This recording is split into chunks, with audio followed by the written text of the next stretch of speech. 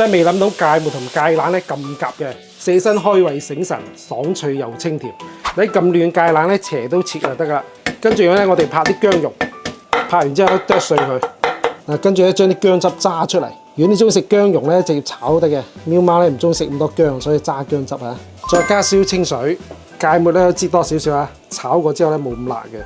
落少少鹽，少少白砂糖，少少生粉，再落啲蠔油提鮮，將個撈均勻就 OK 啦。一個芥末薑汁咧就搞掂咯。有豬油咧，用豬油炒啊，用豬油炒出嚟咧香好多嘅。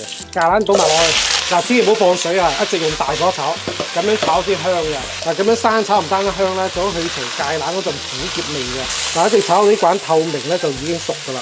千祈唔好放水去炆佢啊，炆佢冇咁爽脆嘅。將調好個汁水倒埋落去。